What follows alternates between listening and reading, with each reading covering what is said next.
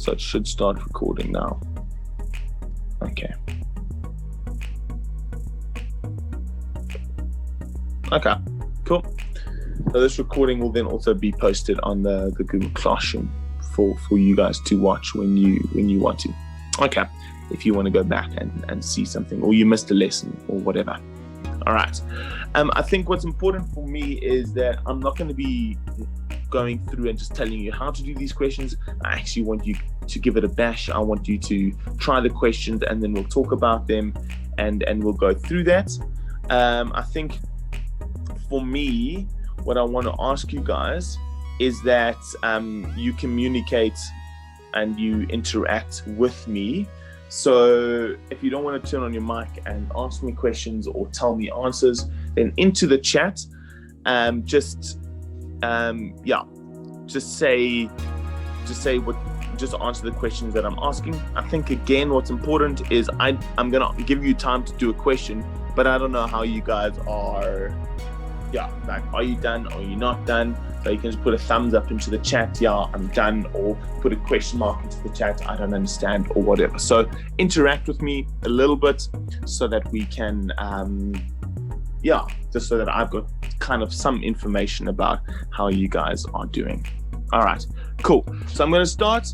Can everybody see my screen? Can everybody hear me? We are recording. Any questions in general before we start?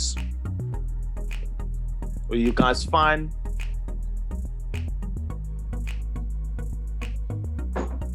All right, cool. So, I'm going to start and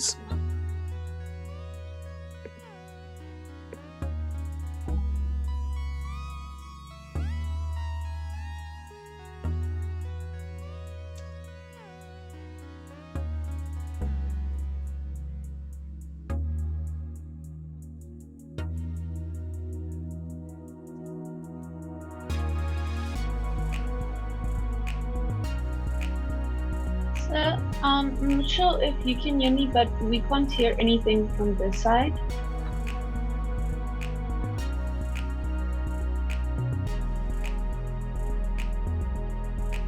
Hi. So I've been talking all this time and no one's heard me. It's a little bit awkward. Sorry about that. Okay. All right. I'll say again everything that I was saying. I apologize. Okay, cool. So, I thought my mic was on my iPad. Obviously not. Okay, cool. So let me just go over again everything that I was saying. Oh, you could hear me. Okay, I understand what happened. When I muted I also muted myself. Okay, cool. All right. So you did actually hear most of what I was saying initially, so I'm not going to repeat that. Okay, excellent. So we're going to do the first question that says, in the sequence 5, 11, 17, how many terms are smaller than 1,000? Give it a bash. Put answers into the chat for me when you guys get it, and then we'll do it together.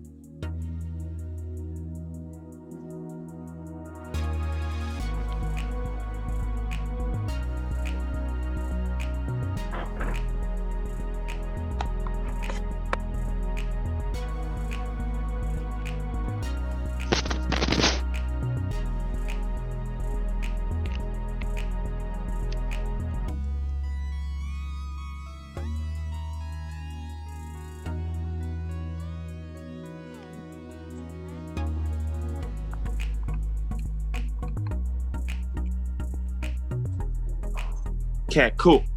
So I'm seeing an answer of 166 coming through. All right.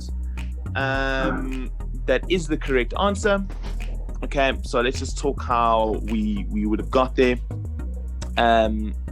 So is everybody happy that what we're doing in this sequence is we are adding 6 each time, right? And so the question is just, let me just mute. Hold on 3 seconds. I'm going to mute myself as well, and then I'm going to have to unmute it.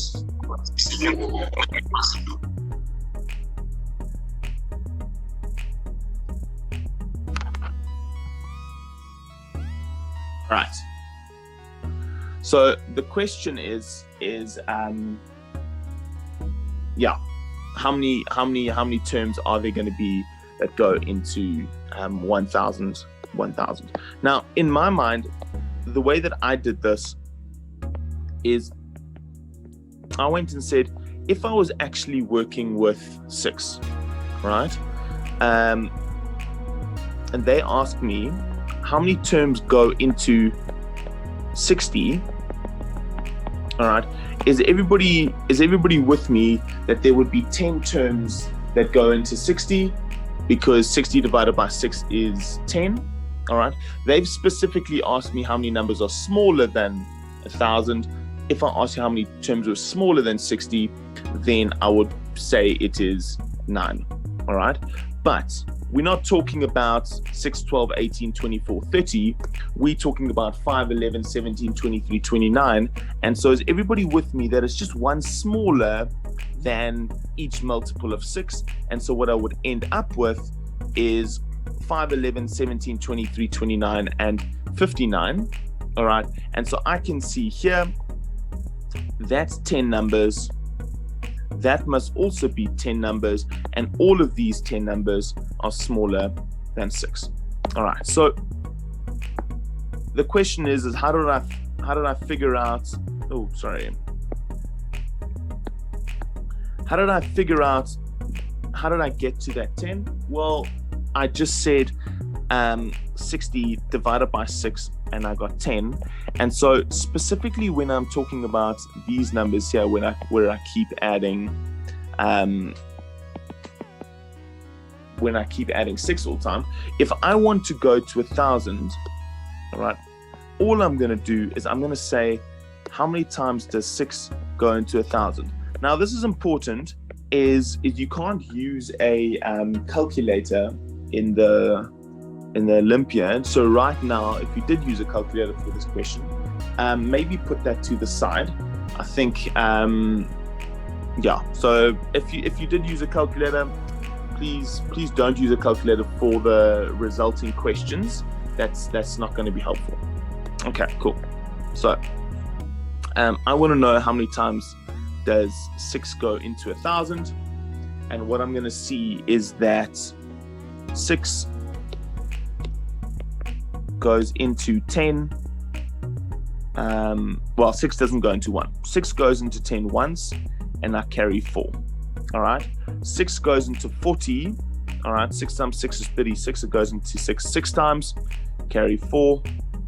6 goes into 40 6 times, carry 4. And so my answer is going to be 16666666. And so I know that I'm going to get, if I were to go into 1,000, I would get 166 multiples of 6. All right. Is everybody happy with that? All right. And so just to confirm, if I go 166 times 6, what I'm going to get, all right, is, so 6 times 6 is 36, carry 6. 6 times 6 is 36, plus 3 is 9, carry 3, and 6 times 1 is 1. I would have got 996. All right, and so my end number in this sequence is going to be 996. But again, the actual sequence I'm working with is 1 less than 6 each time. And so the last number in this sequence is going to be 995. the next number in the sequence is going to be 1001. Let me just move everything over there. The next number is going to be 1001. That goes over 1000. And so those are the numbers that I'm talking about. And there are 166 of them. Okay, so that was maybe a little bit of a long way around. If you had just divided by 6 immediately, I'm happy, but 100%. Okay, cool. Robert, sorry to interrupt you. There are some learners who are struggling to hear you. Can you just explain to them how to check their audio settings? And maybe use, and also if they still can't hear, if it's in 100%, to use a headphone? Okay. Let me just admit all of, okay, cool. Okay, so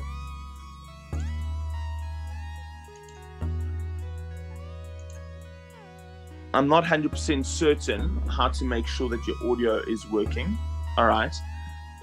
If your audio is not working, then first of all, turn on your audio. All right, and then next to the unmute button, it says test speaker and microphone. So on your device, I don't know how you would do it, but if you're using your laptop or using a computer, in the bottom left of the screen it says unmute. If you hover your mouse over that unmute button, there's an up arrow that appears, and then if you click that up button, it says test speaker and microphone, and that would be the best way to do it. But obviously I'm speaking, and those people that can't hear me didn't hear that anyways.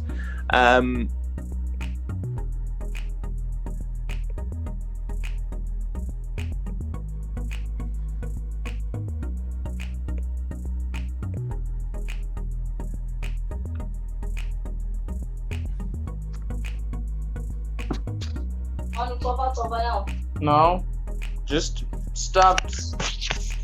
Yeah. No, the talk can just stop for some reason. Yeah. Onako, I can hear you now.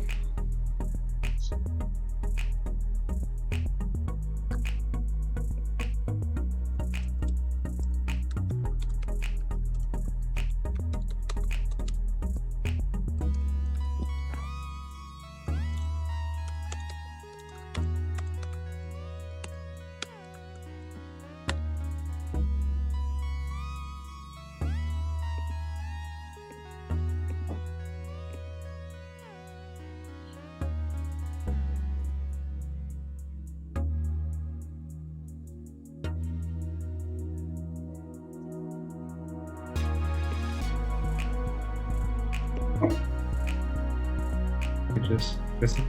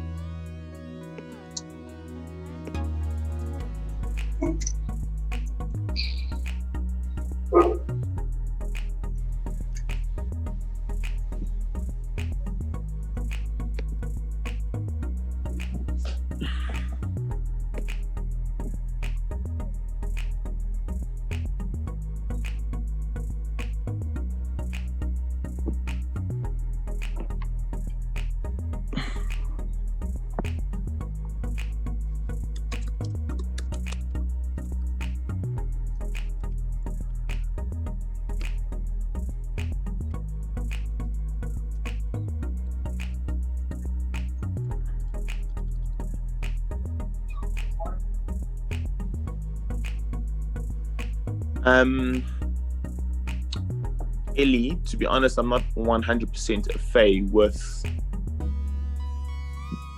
Zoom, and specifically Zoom on smart devices. So it seems to me most of the learners can hear you, so I think you can continue. I will try to assist those who still having some problems. Okay. There's a hand there, Moby Sol Rio SS. Is that a question you want to ask? Or are you just testing out the functionality?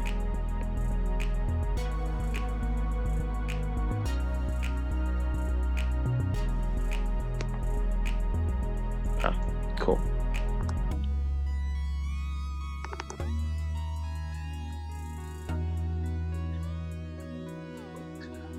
All right. So I am going to continue. Let me just make sure that my mic is on again. Okay, my mic is still on. All right. So some of these questions that we're doing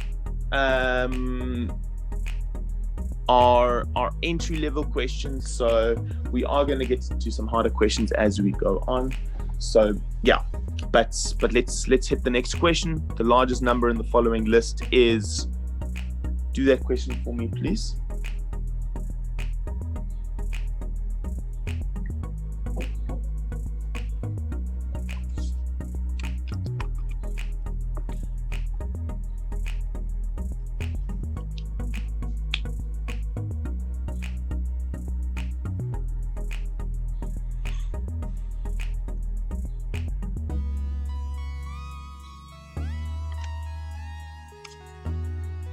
Give me a thumbs up when you are done. All right. Are we getting a whole bunch of answers there? Did you guys do it while we were trying to get the other things going? Okay. All right, fine. I'll do this question. I think what's important in fractions, obviously, and you guys know this, is that the bases need to be the same. And so the first one is going to be 3/8. The second one is going to be 1/4. The third one is going to be, I'm going to rewrite 0,2 as 2/10 to the power of 3. The next one is 7/16, and I'm going to write the last one as 625/1000. All right. If I then go and simplify, 2/10 times 2/10 times 2/10 is 8/1000. So that person is definitely out. This guy is going to be 1/4 is 250/1000. This guy is also definitely out. All right. And this last one, 3/8, all right, is 3 divided by 8. What I'm going to do is I'm going to multiply the bottom by 125 and the top by 125, so I get a denominator of 1000. And this is going to give me 375/1000, which is also smaller than 625/1000. So all of those are out. All right. So I'm just talking about 7/16 and 625/1000. All right. So what you could definitely do is you could go and divide 16 into 7. All right. And you could work through that like that. All right. In my mind, what I ended up doing is I changed this fraction to 3.5/8 because I know that 8 goes into 1,000 125 times. All right. And what I'm going to get is a fraction over 1,000. If I go 3.5 times 125, all right, that's definitely, just by gut feel and by inspection, going to be less than 625. And so I can definitely say that 625/1000 is the biggest fraction here. Okay. Professor, cool. Can I ask a question? Of course, Daniel. So while I was doing the sum yesterday, I did it exactly the same way. But afterwards, I was wondering if maybe it would have been faster if we rather converted it to decimals. And I think I just wanted to ask you whether you think it would have been faster to convert to decimals or to do it in this manner.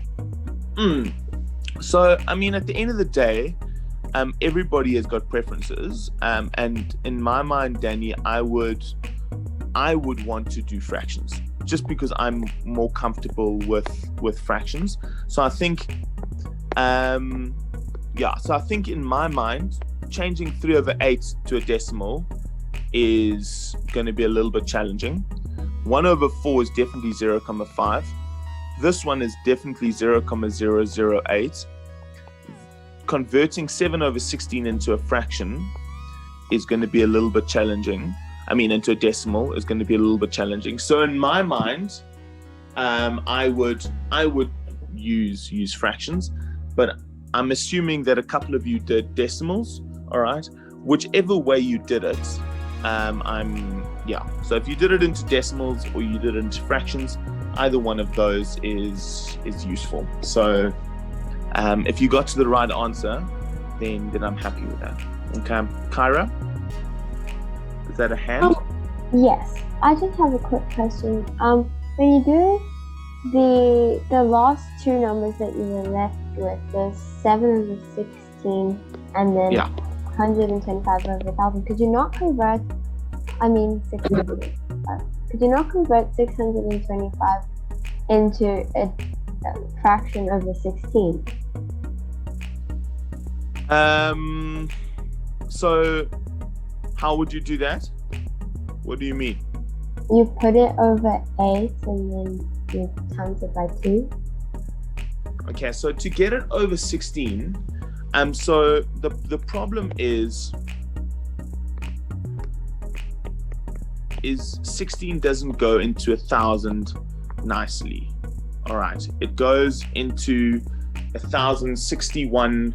63.5 times.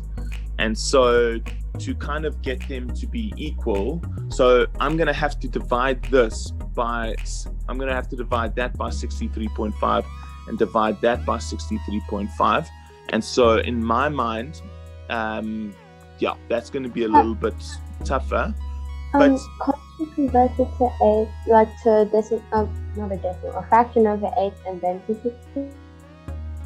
Yeah, potentially. All right. But in my mind,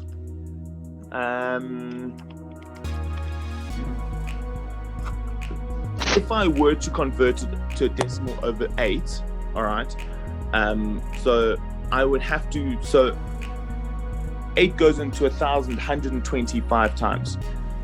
125 doesn't go into 625 nicely. All right, so you would still be left with the remainder. All right, and so at the end of the day, it's still going to be a little bit iffy. All right, so however you do it, so whether you convert this into a decimal over 8, if you convert this into a decimal over 1,000, if you convert all of them into decimals, all of those options are going to be absolutely perfect. And again, with all of these questions, it's not going to be like there's going to be an obvious winner. All right. So if you did go and convert this into a decimal over 8 and then into a decimal over 16, there is going to be an obvious winner. And so in my mind, it's not going to be close. So if you kind of estimate a little bit to get an answer, that's absolutely fine, and that'll work nicely. Okay, so however you get there, very, very happy. This question has got many avenues. Okay, all right. So the next one, unfortunately, or not unfortunately, but with Olympiad, this is a formula that you have to know. All right. And I actually think this might even be in the formula sheet in the middle of your Olympiad booklet when you do the Olympiad on the 11th of March. But the sum of consecutive numbers. So if I go 1, 2, 3, 4, 5, 6, 7, 8, and I keep adding and I keep adding and I keep adding and I keep adding, all right, what you're going to see is that the result is always, so if I add n numbers, this is the formula that you need to know. Right? And that is a result that is going to be very, very helpful for Olympiad going forward always. So if I add 60 numbers, all I'm going to do is I'm going to use this exact formula, and I'm going to go 1/2 times 60 times 61, and that there is going to be my answer. Okay, that's absolutely crucial. We have to know how to do that. That's going to come up more and more in Olympiads going forward. Okay, so again, my mental maths needs to be good because we're not going to be using calculators. So I'm just going to go 30 times 61. All right, and yeah, however you end up getting to this answer, I would have gone 10 times 61 times 3. All right, but if you put this like this, and you multiply them, and you get to your answer, absolutely fine. I'm happy, but what's crucial is that you know this formula. Okay, now just a little bit of an interesting point, and I think this is important for you guys to know, is that if I start adding my numbers at 30,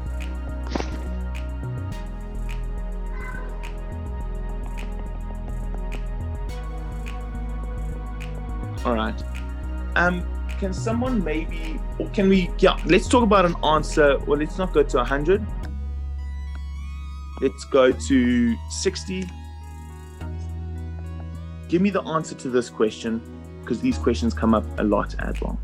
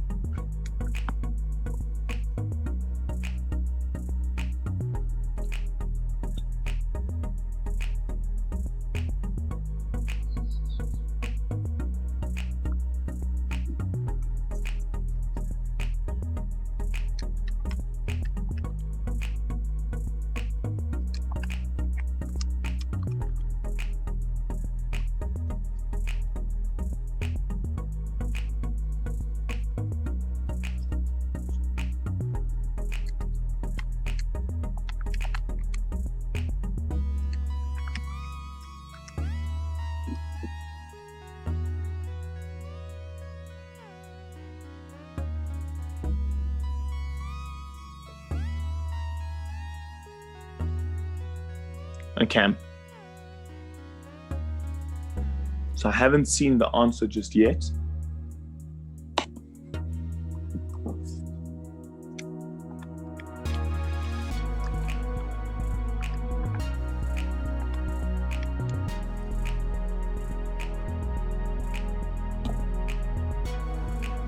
Okay, cool. So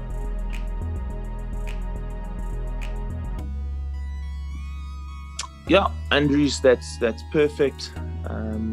Duncan, that's good. I think what's important with this formula is this formula starts at 1.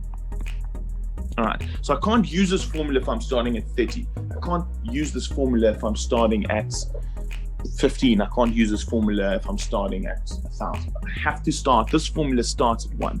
Now, the way that we would do this is I've asked you to only start adding from 30, all right? But is everybody with me that there are still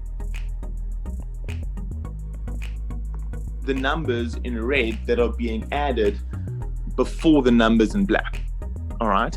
And so the way that we always gonna do this, all right, is I'm gonna go and I'm gonna add all of the numbers, all right, which I already know the answer to. It's 1,830, all right. And then what I'm going to do is I'm going to go answer that. I'm going to figure out what is the sum of the numbers in red, all right. And if I figure out what the sum of the numbers in red is, then I can just do the whole sum minus the red sum, and that'll give me the black sum. All right, and so how would I do the red sum? I would use the same formula. I'm adding from 1 to 29, and so I would go 1/2 times 29 times 29 plus 1 is 30. All right, and I would get an answer to that, and then I would just go 1,800 1,830 minus that answer, and that answer ends up being 1,395. Okay, so those of you who got that answer, excellent. These questions come up all the time, and so it's important to remember that formula. And it's also important to remember that I can add consecutive numbers, not starting at 1, if I do all of them minus that first little piece in red. Okay, cool.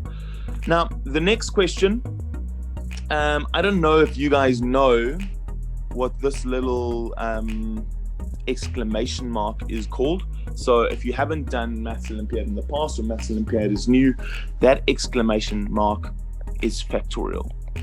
All right, and 4 factorial means 4 times 3 times 2 times 1. 7 factorial means 7 times 6 times 5 times 4 times 3 times 2 times 1. All right, and so all we're doing is we're adding a whole bunch of factorial. You don't understand where you got the half from? Oh yeah, the half is from the formula. All right, so I just used this specific formula there. So I'm adding 29, the first 29 numbers. So the formula says half times 29 times 29 plus 1. All right, and so I'm specifically just using the formula in yellow. Yeah, okay. Yeah, so if you've got any questions, just chuck them up there on the chat. That'll work. Okay. So we're doing this question. We're talking about factorials. This is a great question. Give it a bash.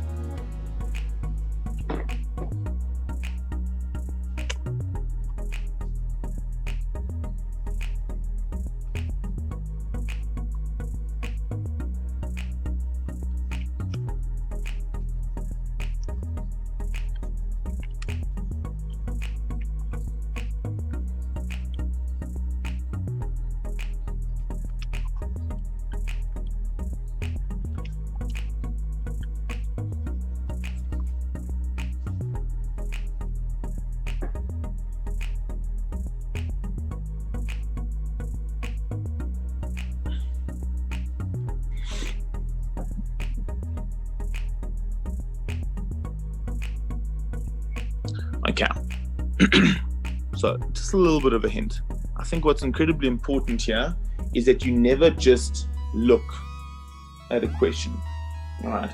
With all of these questions, all right, what I'm doing is I'm starting and I am building a pattern, and I'm going to see what's happening. Okay. So always start by going, what is 1 factorial? Well, 1 factorial is 1. Okay. Then I'm going to add 2 factorial. All right. 2 factorial, 2 times 1. All right. So this is going to, let me put that here. So this is going to be equal to 1 plus 2, which is equal to 3. All right. Then I'm going to add 3 factorial. All right, so 3 factorial is 3 times 2 times 1. So 3 times 2 is 6 times 1 is 6. All right, and what I'm going to get is 9. Then I'm going to add 4 factorial. All right, and so that's going to be 4 times 3 is 12, times 2 is 24, times 1. All right.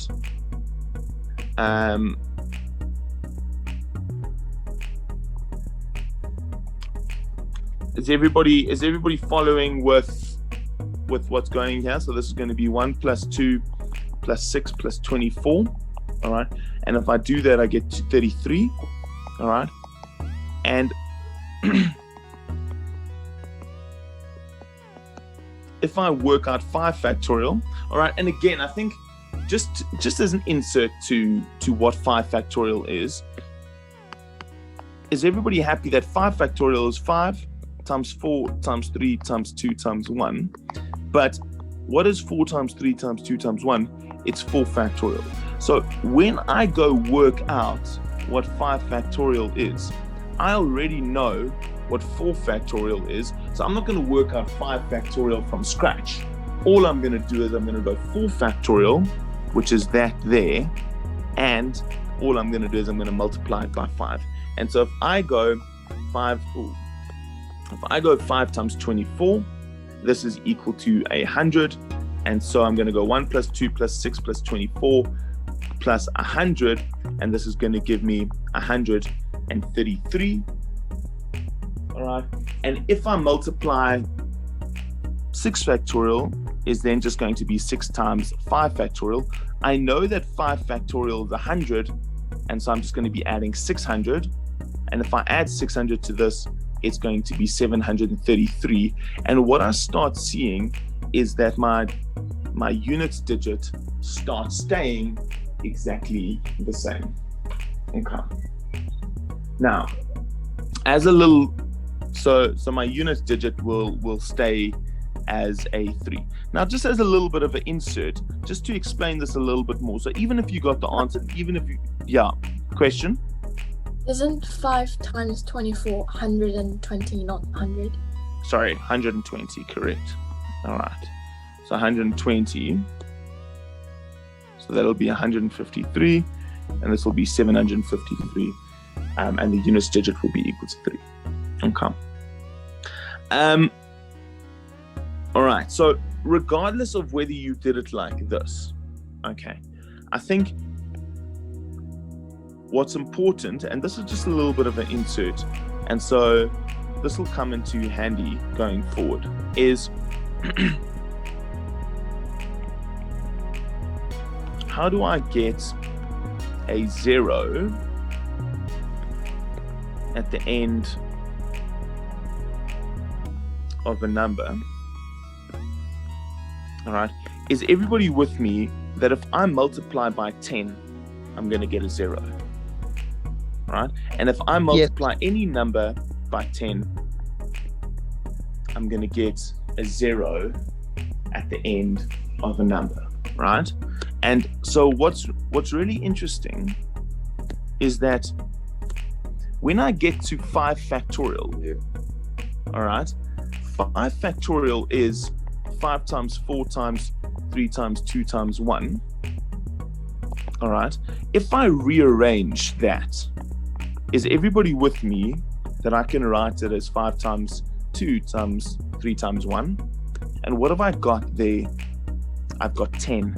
And so this is going to be 10 times by 4 times 3 times 1. And what this means is that this ends in 0.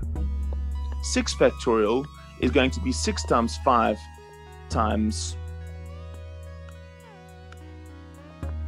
4 times 3 times 2 times 1, right? If I go and just swap the 4 and the 2, which I'm allowed to do, all right, again, what am I doing? I'm multiplying by 10, all right? And if I multiply by 10, what I know is this ends in 0.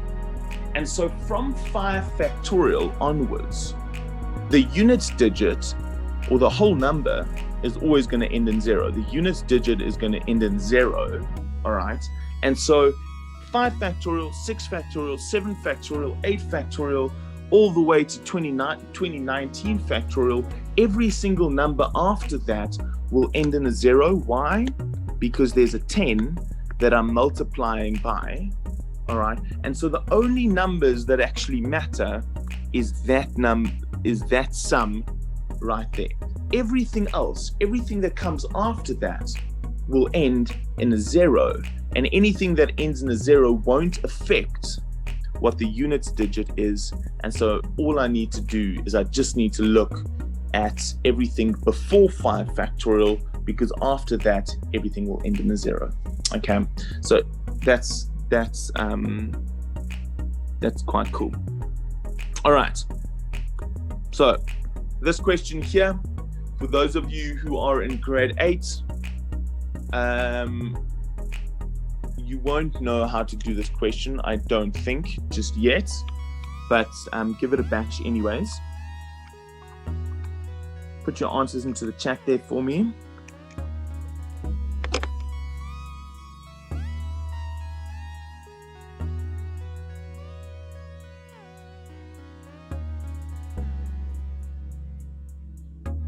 Caleb, just put into the chat how you got there.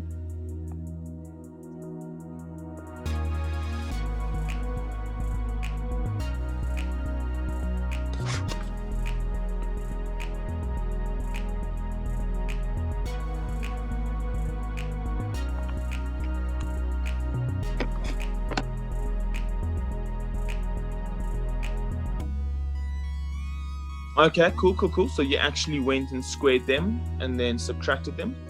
That's cool.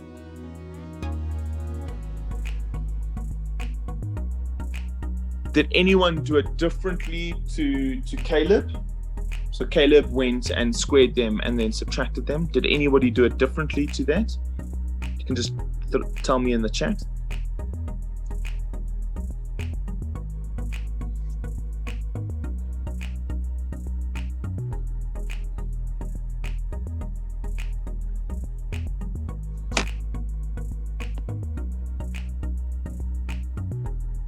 Okay.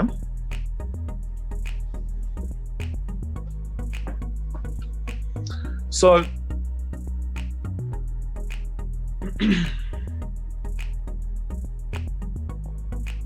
at some point in time, all right, you're going to be learning about factorization. All right. And what you're going to see is that if I have something in this form, x squared minus y squared, all right, what I can do is I can write this in the form x plus y and x minus y.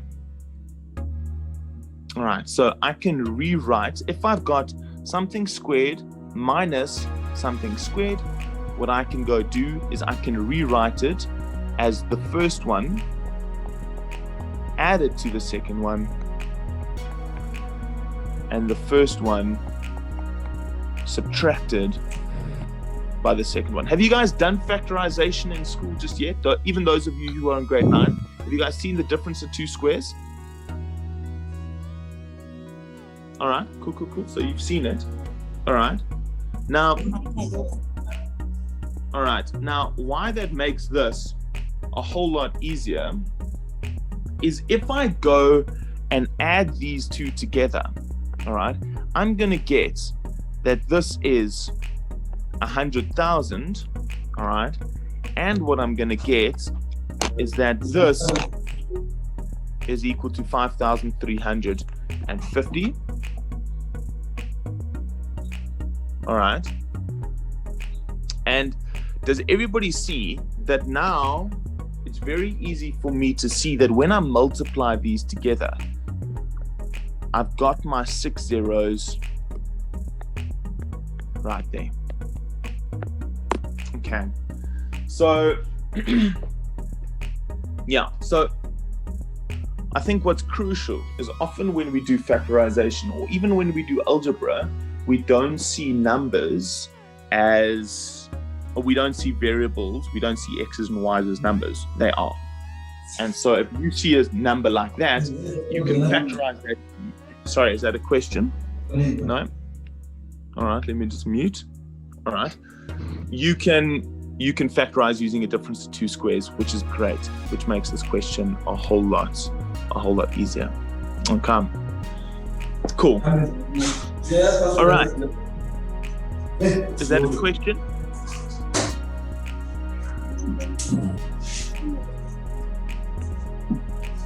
Right, let me just mute. All right, cool. Okay, Romeo, are you asking a question? Yes, sir. Yeah, go for it. So, sir, when you're doing prime factorization, sir, how do you get to the 6 zeros, sir? So, because I used the calculator to get the answers.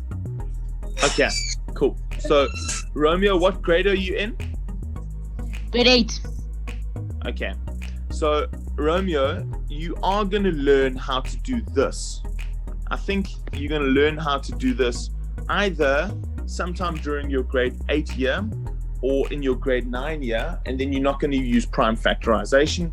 Then you're just going to use a factorization technique called a difference of two squares, which has nothing to do with prime factorizing. It's got to do with factorization. Okay, so they're different methods, okay, and you will learn that at a later stage. In the Olympiad that you write on the 11th of March, a question like this won't be in the test because you guys haven't got there just yet. But for those of you who are in grade 9, this can come up, and so this is something you need to be aware of. Okay, cool. All right, excellent.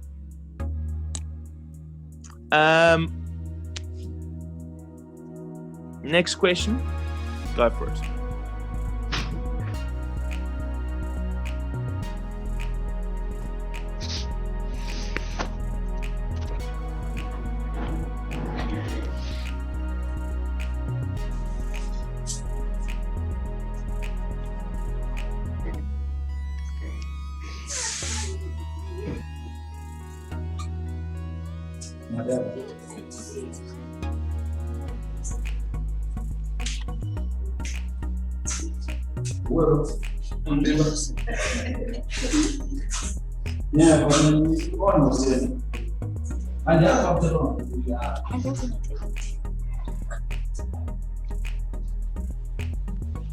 Okay, Romeo, you can lower your hand there. All right. Okay, so we're doing question 728, Olivia. All right.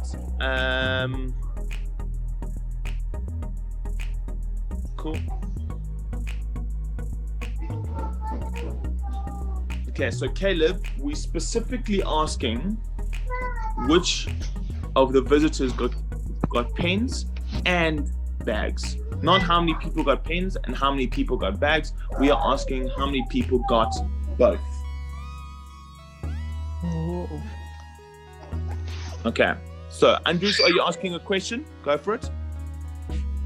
I want to say I did some of the questions after this also, but the next question I know the answer, and after waiting to get it is quite simple for the next question.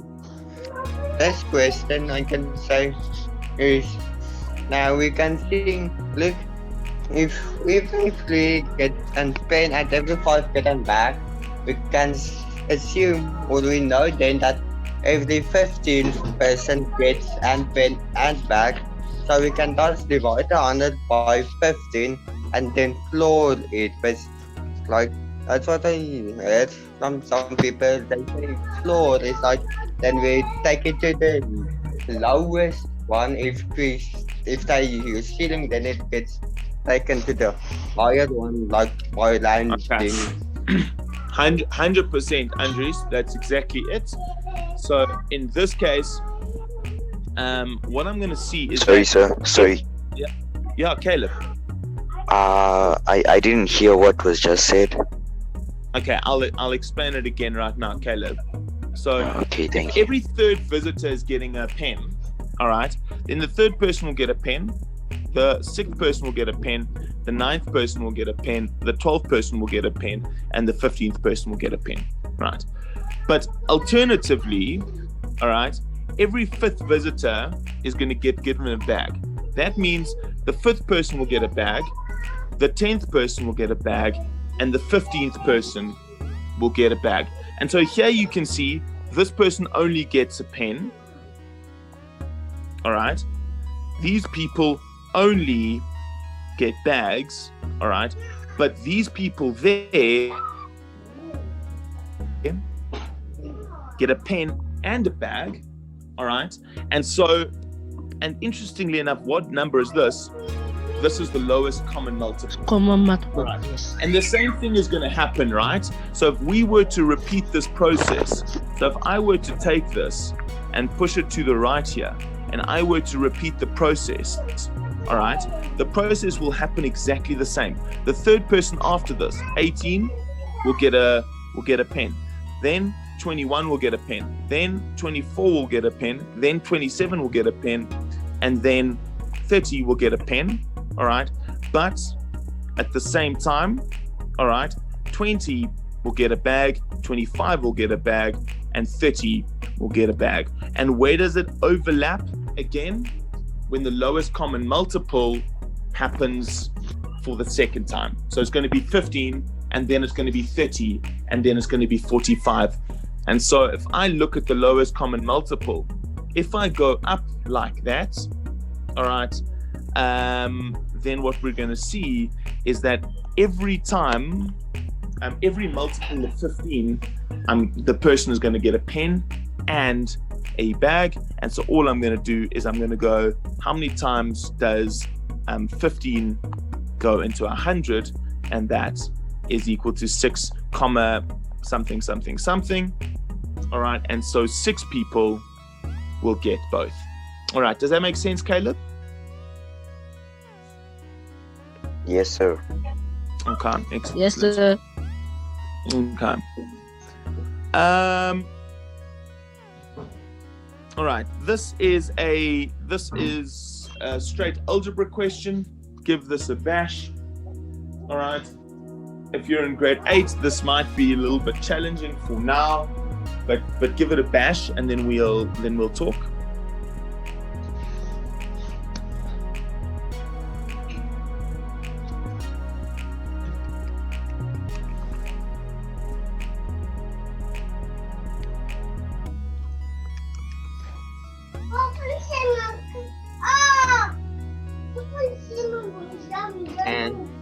Okay. Did you guys do this by inspection, or did you guys do this with algebra? Algebra. Basically, this is actually kind of an easy question in some cases. There are a sequence of consecutive numbers, and then there's 5, so we can thus divide 2020 by 5. And do you know it's 5, like we minus in 1 from the 5, we get 4, divided by 2, we get 2, then we can just plus 2 by the first answer, which is 404, which gives us 406. Then the other 2 from, so okay, so Andres, like 404, 403, Andres, 402, then 3 gets the others. Yeah. So Andres, I like your answer. All right. But in my mind, I'm not going to do it like that. I'm going to do it using algebra. Okay. So I'm going to say the lowest number is equal to x, and then the second lowest number is going to be x plus 1, and the number after that is going to be x plus 2, and the number after that is going to be x plus 3, and the number after that is going to be x plus 4. All right. And so, what did they say? Yeah, they spoke about 5 consecutive numbers. All right, and so if I add each one of, so this is my lowest number, and then I'm going to add 1, I'm going to add 2, I'm going to add 3, I'm going to add 4. All right, and if I go and I add all of these numbers up, all right, what I'm going to get, and I'm sorry, is that a question? No, never mind, I saw my mistake. Okay, cool. All right. Then what I'm going to do is I'm going to add all of these 5 numbers up, and I'm going to get to 2020. All right. This is just an equation, and I can solve for this equation. What I'm going to get is I'm going to get x plus x plus x plus x plus x. That's 5x. 1 plus 2 plus 3 plus 4 is 10. All right. I can subtract 10 on both sides. I can divide by 5 on both sides. All right. And if I divide by 10 on both sides, if I divide by 5 on both sides, I'm going to get to 402. But again, what's crucial is that 402 is not your answer. All right. They've specifically gone and asked, what is the largest number in the sequence? And so they want this number. They don't want this number, and we've solved for x. They want the largest number, and so it's just going to be x plus 4, which is 406. Okay. Alternatively, what you could have done is you could have done it the other way around. So I started by using the lowest number. All right. You could have started by naming your highest number y. And then the number right below that is y minus 1, y minus 2, y minus 3, y minus 4. And you can make this all equal to 2020. Okay. And then once you solve for y, then you don't need to go check which number in the sequence is it and adjust it to make sure that you get the biggest number. All right. But yeah, however you do it. All right. So Andres, if you just go and divide it and get the middle number, absolutely fine. All right. But in my mind, using algebra, sometimes these questions are not going to give us the nicest numbers, and so using algebra is the best way to do this. But however you get there, very, very happy. Okay, are there any questions? Okay, all right, cool. Give this a bash here. This is a nice number. We'll talk about divisibility now. But give it a bash. Romeo, are you asking a question?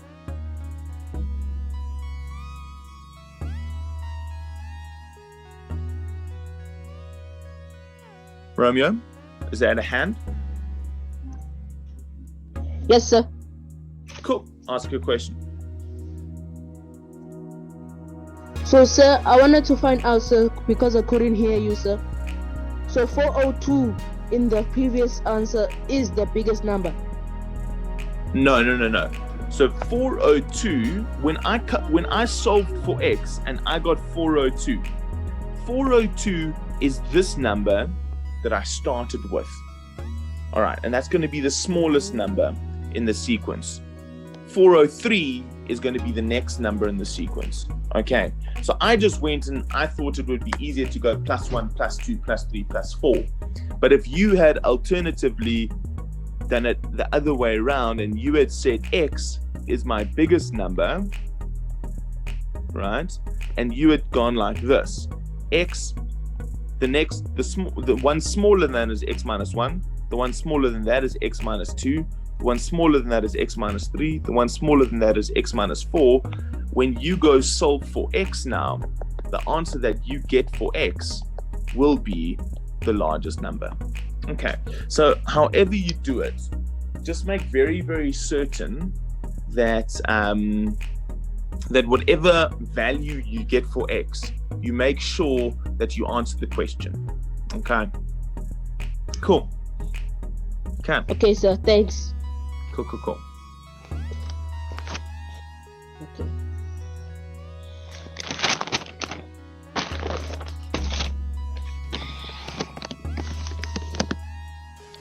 Digit number.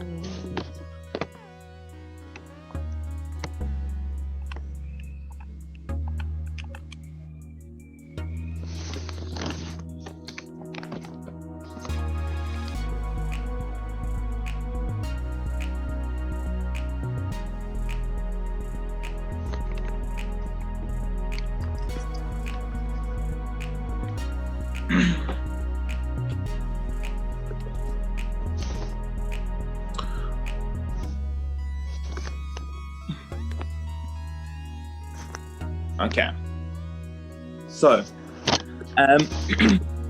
we're going to talk about divisibility.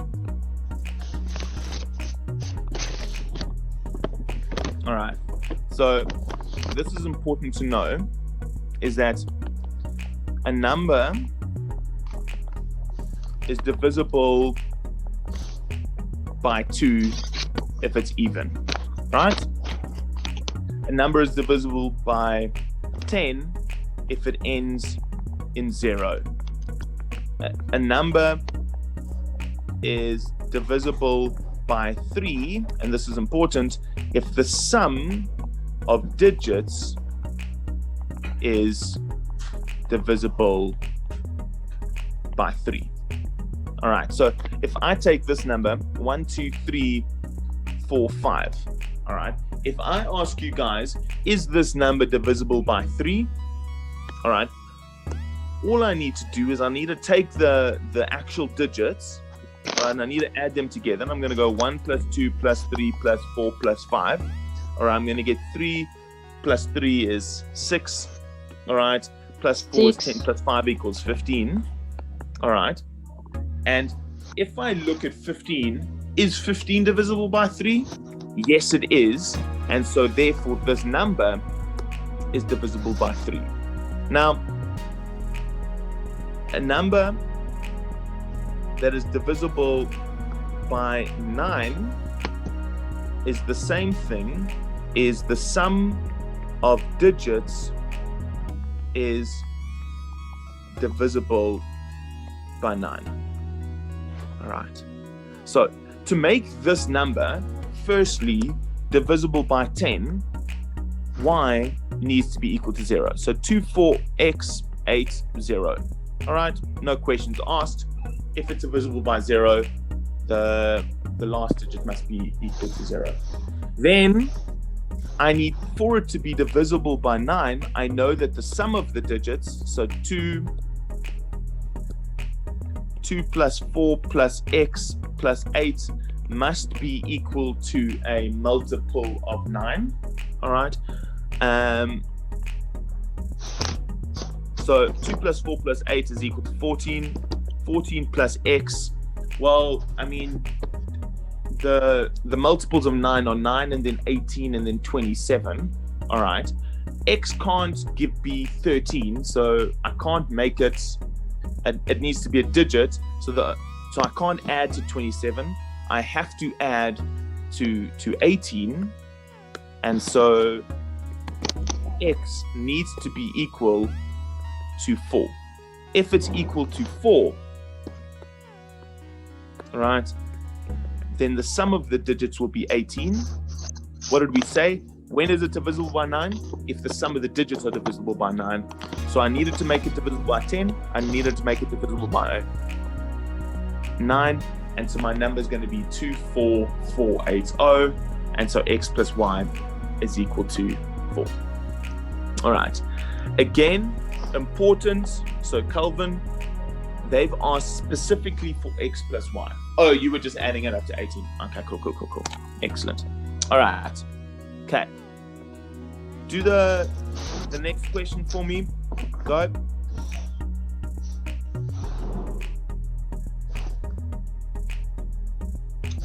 Thanks, one.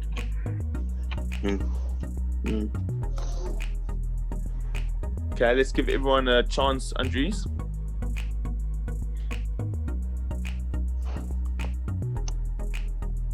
Okay, you can put your answers into the chat.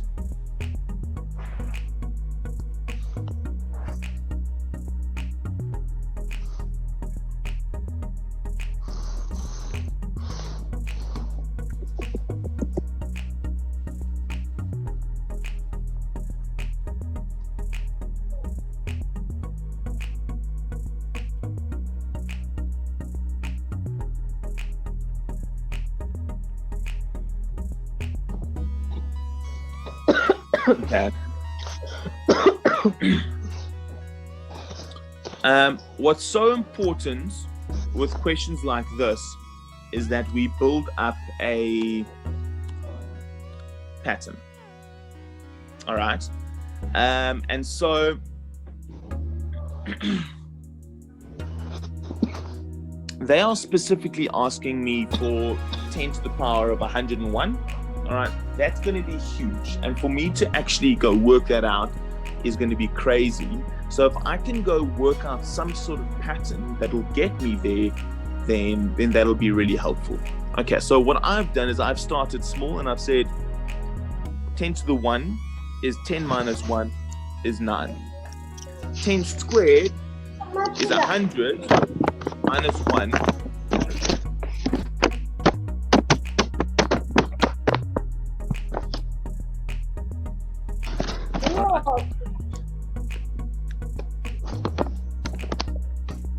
Okay, sorry, I was just muting people there. All right, 10 squared is 100 minus 1 is equal to 99.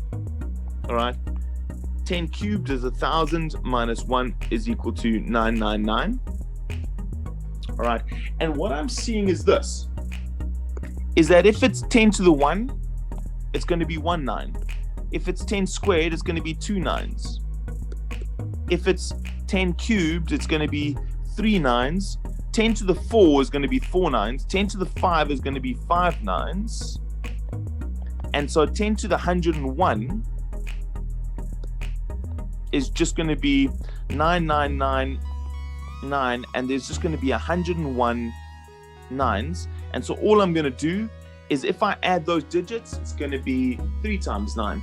If I add these digits, it's going to be 2 times 9.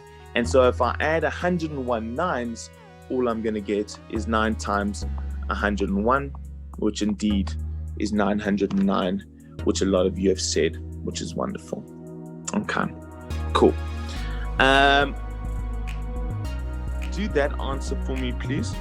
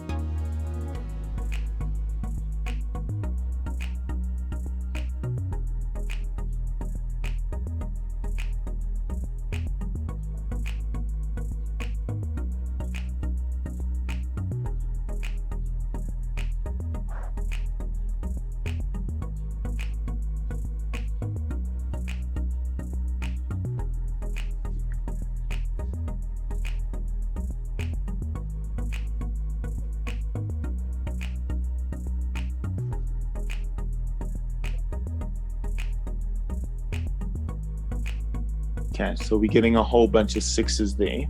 All right. Can someone just put into the chat how we got there?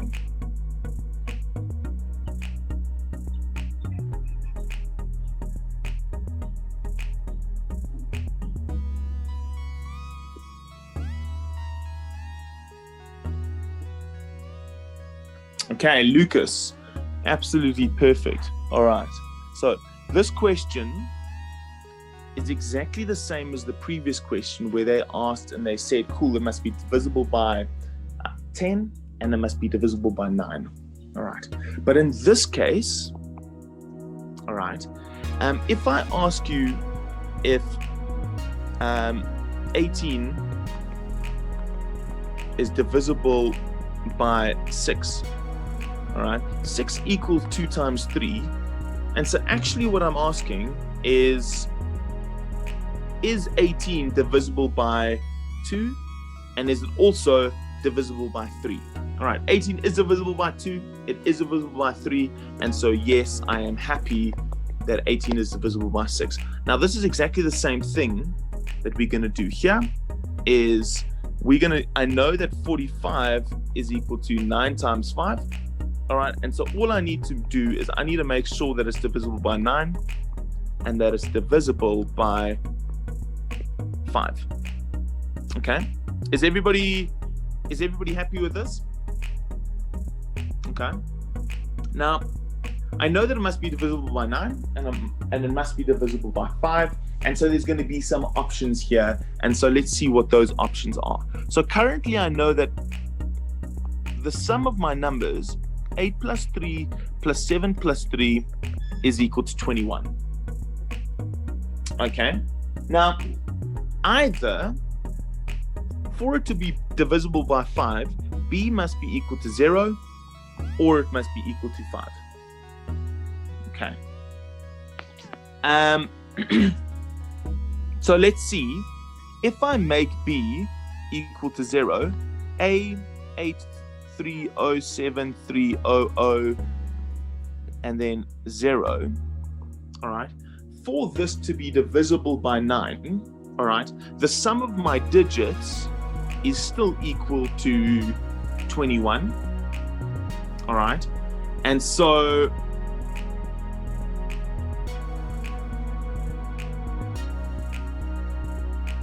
all right, the sum of my digits is equal to 21, all right, and it needs to be divisible by 9, all right, and so is everybody with me that to make it divisible by 9, it needs to be, the sum needs to add up to a multiple of 9. The next multiple of 9 is 27. The multiple of 9 after that is 36, all right, but this is a digit, so I'm not going to be able to get to 36, but I am going to be able to get to 27 by making a equal to 6. And so that is a number that is divisible by 5, and it's divisible by 6. Okay, now the other option was 5, and so what I'm going to do is I'm going to attempt 5 as well, and I'm going to see if that works. All right, if I make the last digit equal to 5, all right, my sum is now 21 plus 5. All right, 21 plus 5 is equal to 26.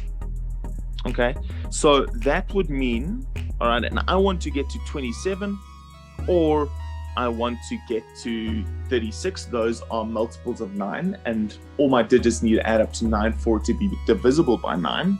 All right, and so this would either have to be 1, or it would have to be equal to 10, but obviously it can't be equal to 10, and so it would be equal to 1. All right, and so those are the two options with A and B that would be divisible by 9 and divisible by 5. All right, but does everybody see this difference between A and B is 6?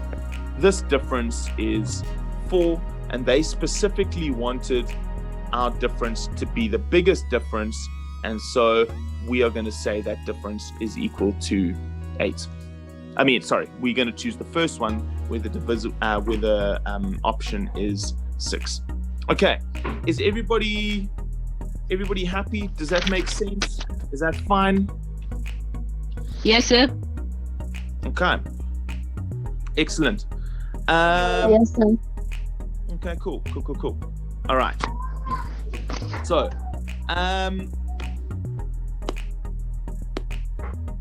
all right. Let's do the next question. All right. The next question is an exponents question. So for those of you who are in grade 8, this might be a little bit challenging, but yeah, give it a bash.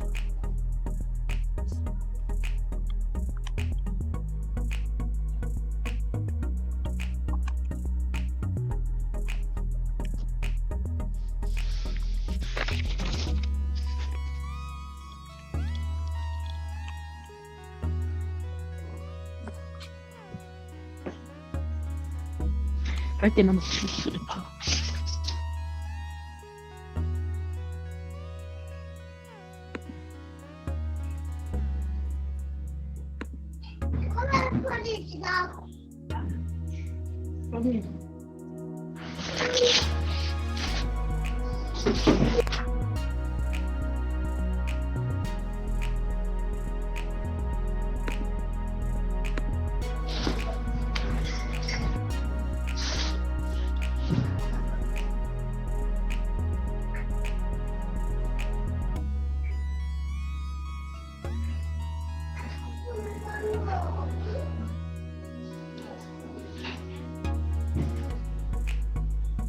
Okay. Any suggestions? Do we want a hint? Any suggestions about how to do this question? Okay. All right. Now, these questions do happen quite often, and so this is the two things that we need to take into consideration, right? Is if I asked you this, 7 to the power of 3, 8 to the power of 3, and 11 to the power of 3, all right? Is everybody with me that because the exponents are the same, all right, because the exponents are the same, I can go and say, cool, this one is obviously the biggest, right? So I'm just going to mute you, Romeo. It's quite loud coming from your side there. All right. So if the exponents are the same, then I can say, cool, the one with the biggest base is the biggest, right? Alternatively, if the bases were the same, right? So if I had 7 to the power of 2, 7 to the power of 1, and 7 to the power of 7, all right, because the bases are the same, I can say, awesome, this guy is the biggest. Okay, and so the point is currently the problem with this question is that the exponents are different, so I can't use that. That's a little bit difficult, all right? And the bases are the same, and so I can't really do anything with that either, all right? So what I'm going to do is I'm going to manipulate them to have the same base, all right? So is everybody with me? Could I do this? If I have 2 to the power of 10, all right, everybody focus now. Can I write this as 2 to the power of 2 to the power of 5? Okay, remember we said this, that if I've got a base to a power that I raised to another power, how would I simplify this? I would just multiply in and I would go, this is 2 to the power of 2 times 5, which is equal to 2 to the power of 10. And so all I'm doing is instead of going this way, I'm now going backwards, all right? And I'm splitting it up. And the reason I'm splitting it up is because I want the same base. And now, if I look at all of these guys, all right, do you see that 50 is a common factor of 400, 250, and 150? And so I'm going to write 2 to the 400 as 2 to the 8 times 50. 3 to the 250, I'm going to write as 3 to the 5 times 50. All right. And 7 to the 150, I'm going to write 7 to the 3 times 50. And now why this is great is because I can then split it up and I can say this is 2 to the 8 to the power of 50. This is 3 to the 5 to the power of 50. This is 7 to the 3 to the power of 50. All right. You guys can do this. You guys can figure this out on your own. You can just go 2 times 2 times 2 times 2. But what you're going to get is that 2 to the 8 is 256. 3 to the power of 5 is 243 to the power of 50. And 7 to the power of 3 is 343 to the power of 50. So in the beginning, what we saw was that nothing was the same. The exponents weren't the same, and the bases weren't the same. But by using a manipulation and splitting up 400, 250, 150, I was able to make the exponents the same. And once I simplified, now it's very easy for me to see that this is the biggest, this is the second biggest, and this is the third biggest. And so it's going to be 7, then 2, and then 3. All right. So that's a question that comes up quite often, and it's a really nice question where we have to use our exponent rules to work backwards to get the same exponents so that we can compare them in terms of size. Okay. Are there any questions?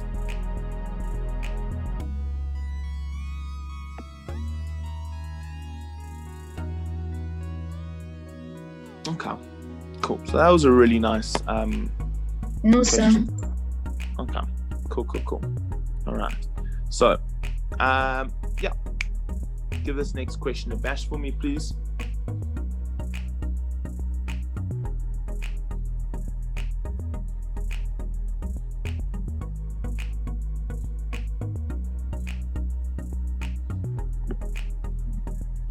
Okay, excellent, Maureen.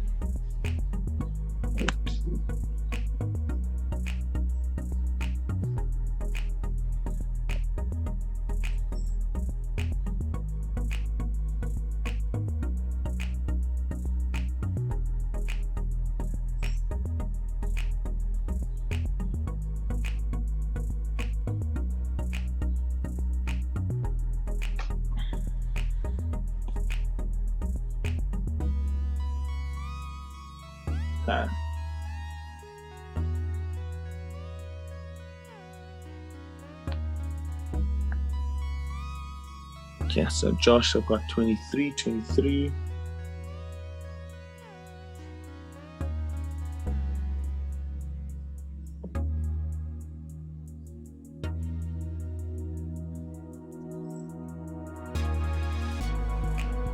Okay, so I've got a whole bunch of 23s coming through. Okay, let me do that question. All right. What I'm going to do is average. It's just going to be 3 numbers added together divided by 3. I don't know what those 3 numbers are, and so I'm going to call them x plus y plus z divided by 3, and the average of those 3 numbers is equal to 18. Okay. Then what I'm going to do is I'm going to say if one of the numbers is replaced by the number 38, so I'm going to go x plus y, and z, I'm now going to go replace that number there with 38. All right. What happens is the average then becomes 23. Okay. Now, somehow I need to figure out what the value of z is. Okay, cool. So those are my 2 averages there. I had x plus y plus z divided by 3. Now I'm going x plus y plus 38 because I replaced z with 38. And so I want to know what was the number that was replaced, which is 38. All right, so cool. Let's multiply both sides by 3. All right, and if I do that, 18 times 3 is 36, 44, 54. And so I know that x plus y plus z is equal to 44. And I'm going to do the same thing. Let me just erase that so that we have more space. I'm just going to put a little bit of a 3 times on both sides so we know what's cracking. Yeah, tell me. 18 times 3 should be... sorry, not 44, 54. I said 54 and then wrote 44. Okay, sorry. All right, same thing here. I'm going to multiply both sides by 3, and I'm going to get x plus y plus 38 is equal to 69. All right. Now, I now need to figure out what z is. But is everybody happy that if I knew what the value of x plus y was, right? If I knew that x plus y was equal to 30, all right, then I could just go z equals 34 minus 30, and this is equal to 4, and I could calculate what z is. So all I want to know is what is x plus y. All right, so if I go, all right, I can go figure out what x plus y is if I just subtract 38 on both sides. All right, what I'm going to get is that x plus y is equal to 31. All right, is that right? That doesn't seem right. No, sir, it's not right. What did I do wrong? So you're going too fast, so I can't understand it. All right, okay, so let's go back to the start. All right, are you happy with my 2 equations? Are you happy with that part there where I worked out the average of the first 3 numbers? All right, divided by 3 is equal to 18, and then I worked out the average of the next 3 numbers where I replaced z with 38, and I divided that by 3, and the new average was equal to 23. Is everybody with me? Okay. Now, what I'm going to do, and you'll see where I'm going with this later, is I'm going to go and I'm going to multiply both sides by 3. All right. And if I multiply both sides by 3, I'm going to get x plus y plus z is equal to 54. 18 times 3 is equal to 54. All right. And then I'm going to do the same thing on this side. All right. I'm going to multiply by 3 on both sides. All right. And what I'm going to get is x plus y plus 38 is equal to 69. Okay. Now, if you follow me, you'll see where I'm going with this now. If I subtract 38 on both sides, I'm going to get x plus y is equal to 69 minus 38. And I'm going to get x plus y is equal to 31. Okay. And now why this is great is because I now know that x plus y is equal to 31. There it is. And so I'm going to replace x plus y with 31. Okay. And in so doing, I can now subtract 31 from both sides. And if I do that, if I subtract 31 on both sides, I'm going to get that z is equal to 23. So I know that z, the number that I replaced, is equal to 23. Okay, awesome. So I assume that some of you didn't do it algebraically like I did. Some of you did it via trial and error and inspection and so on and so forth. That's absolutely fine. But I like the algebraic method. The algebraic method helps when the problem becomes more complex. Okay, are there any questions?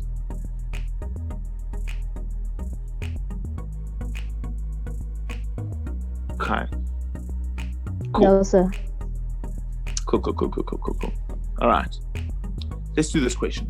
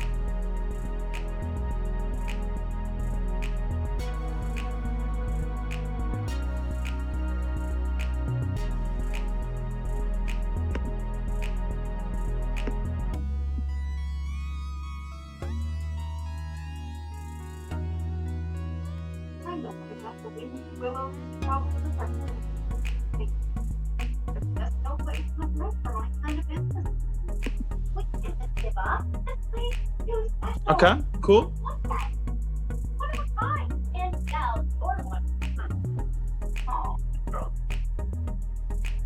Okay. So again, with a lot of these questions, there's multiple different ways to do it. But this is how I'm always gonna do these questions. If you like my way, great. If you've got a way that works for yourself, that's excellent. Okay, cool. So before his last maths test, Sunil's average was 33. Okay. In the next test, he scored a 40 that brought his mark up, his average to 34, and he wants to bring his mark up further to 35. All right. So let's say this. He wrote a whole bunch of tests, and the scores that he got is he got score 1 plus score 2 plus, we don't even know how many tests he wrote. Let's say he wrote n tests. So I'm going to take all of those scores, all right, and I'm going to sum them, all right, and I'm going to divide them by how many tests there were, and this average is going to be equal to 33. Okay, cool. All right, excellent. So I went and I added up all the tests and I got 33. Now, what I'm going to do is I'm going to go say that this sum, and I'm just going to, that whole sum there is, and I'm going to multiply by n on both sides, is equal to 33n. There were n tests, all right? The sum was 33n, and the average ended up being 33. Now, what's going to happen is I'm going to go add all the tests that he's done, and I'm going to add the new test, and I'm going to divide by the total number of tests, total number, and the average is going to be equal to, his average increases to 34. Okay, and then we're going to get to 33. But now, the sum of all of these tests that have come before, we've now decided is equal to 33 times n, right? That's the sum. And the total number of tests that he wrote initially was n tests, all right? Now he's going to write one more, all right? And so the total number of tests that he wrote is equal to n plus 1. Okay. Is everybody with me? All right. So again, I'm doing this algebraically. If you did this by inspection, that's absolutely fine. I like the algebraic method because, again, like I said, sometimes these tests are going to get harder and harder. I mean, these questions are going to get harder and harder, and then algebraic won't necessarily be possible. All right, cool. So what I'm going to do is I want to figure out what he got for that new test. All right. And so I'm just going to multiply both sides by n plus 1. All right. The n plus 1s will cancel, and I'll just get 33n plus the new score is equal to, and I'm going to multiply this in. Let me just move this down. All right. And I'm going to get 34n plus 34. All right.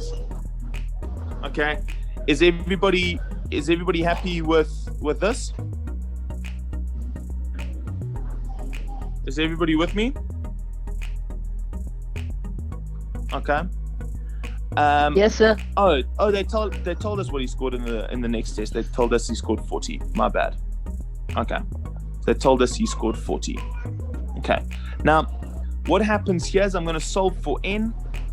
I'm going to subtract. I'm going to take all the n's to the right. So I'm going to subtract by 33n on the left, and I'm going to get 34n minus 33n. And on the left, I'm going to get 40 minus 34, and I'm going to get n is equal to 6. So I know initially that he wrote 6 tests. Okay. Then he wrote his 7th test and got 34, and now he's going to write his 8th test and he's going to get 35. But what's nice is because I know that he got 6, that he wrote 6 tests, I can go backwards and I can go figure out what was the sum for those initial 6 tests. All right. And if I do that, all right, I'm going to multiply both sides by 6. All right. And if I multiply both sides by 6, all right, all right, what I'm going to get is that the 6's will cancel. This sum up top there for all of those first 6 tests is going to be 33 times 6, which is equal to 198. All right. And so if I now, and this is my space is a little bit small. All right. But what I'm going to do is he wrote 6 tests, then he wrote another, and then he wrote another. All right. For the first 6 tests, the sum of the first 6, then he added 40%, and then he added some test score, and this is going to give me equal to 35. All right. Cool. All right. So if he wrote 6 tests and another, this was going to be equal to 8. All right. I know what the sum of the first 6 tests was equal to. That was equal to 198. All right. And so what I've done here is I've created an equation for myself where I can just solve for x. All right. I can go multiply both sides by 35. And if I do that, by 8. All right, I'm going to get 198 plus 40 is 138 plus x is equal to 280. Sorry. 238 plus x equals 280. I can subtract 238 on both sides, and the answer that I get is equal to 42%. All right, so again, what I've done is I have done this algebraically. All right, this was quite a challenging question. I'm assuming that some of you did it by inspection. Did anybody just kind of like figure it out by inspection? Or who did it algebraically? Who did it by inspection? Those of you who got 42, just put there algebraically or inspection. Who kind of like just figured it out, or who did it algebraically like I did? Okay, so Kyra did it by inspection, Sean inspection. All right, Sarah did it by algebra. Nice. Yolan inspection. Joshua algebraic inspection. Okay, cool. So however you got there, all right, very happy, all right, yeah, okay, so in my mind, if you kind of just played around until you got to the answer, that's excellent. I like algebraic again, because algebraic was very straightforward in this question, but then when we moved to this question, inspection was very straightforward in this question. Inspection in this question is a little bit more challenging, and so I like the algebraic method because it's going to help me get there for the harder questions much easier than by inspection. Okay, so however you did it, happy, but I'd like you to also understand the algebraic method for those questions that are coming that are going to be a little bit more challenging. All right, we don't have that much time left. So let's do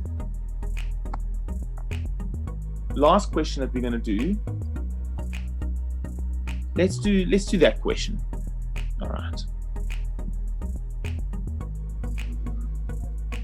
Yeah, 100% unreached. There's always going to be multiple ways to do it.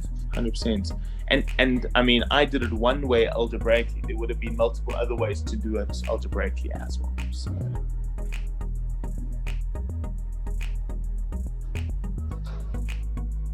Oh, you've already done this? All right. Okay. Is there a question that we weren't so hot on that you would specifically like me to do? So I put this up yesterday.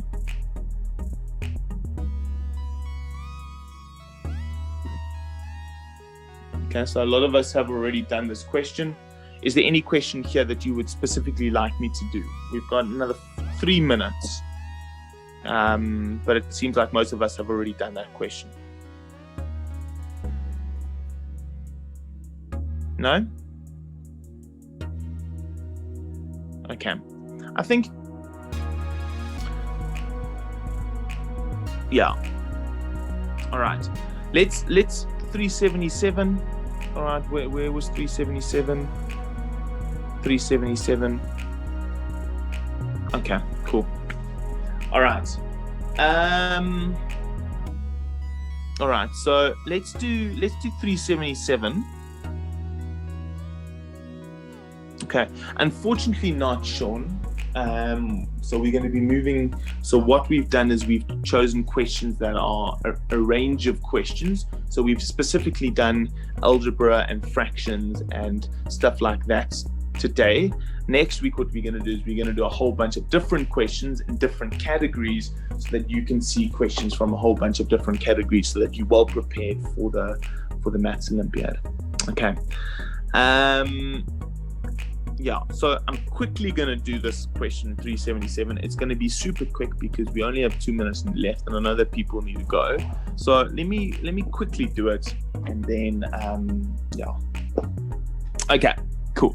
So if I start with 100%, all right, if I increase it, 100% is also just equal to 1. If I increase it by 20%, all right, what I'm going to get is I'm going to start with 100%, I'm going to add 20%, and I'm going to be left with 120%, all right, which we also know is 1.2. Cool. So when it talks about an increase of 20%, that means I have 120% of what I started with. All right. The second question says I decreased by 20%. All right. So cool. I had 100%. Then I decreased by 20%, which is equal to, I'm now left with 80% of what I initially had. And this is equal to 0.8. Okay. And so when A was increased by 20%, all right, I ended up with 120%. And so A was increased by 120%, which is just the same as multiplying by 1.2, because 120% is 1.2. Okay. Then they tell me that B was decreased by 20%. So now I have 80%. Oh, let me write it like that. 80% of B. All right. But I know that 80% is 0.8, and of means multiplication. And so I'm going to get 0.8B. So I've got 0.8B. All right. And once I increased the one by 20% and decreased the other by 20%, they ended up being exactly the same. All right, the values were the same. Now they asked to determine the ratio of A to B. Okay, the ratios are the same as fractions. Okay, and so they want A to B, and so all I'm going to do is I'm going to divide both sides by B. By B, and I'm going to get, let me shift this, or let me just move this up there for now. All right, the B's will cancel, and I'm going to be left with 1.2A over B equals 0.8. Then I'm going to divide both sides by 1.2. All right, and all I'm left with is A over B is equal to 0.8 over 1.2. Okay, now, if this had ended up as let me rephrase that. A over B is equal to 3 over 2. That means the ratio of A to B is equal to 3 to 2. All right, so fractions are ratios. All right, all I need to do is organize them as such. Okay, now I need to simplify this fraction of 0.8 and 1.2. To be honest, I don't like decimals. All right. So what I'm going to do is I'm just going to multiply the top by 10 and the bottom by 10. I'm allowed to do that because if I'm multiplying by 10 over 10, I'm multiplying by 1, and anything multiplied by 1 is just that own number. And what I'm going to get is I'm going to get 8 over 12. All right. This I can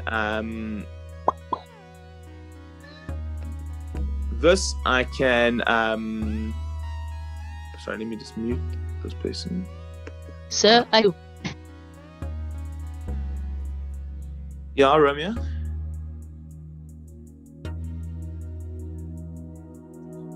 Okay, no. All right.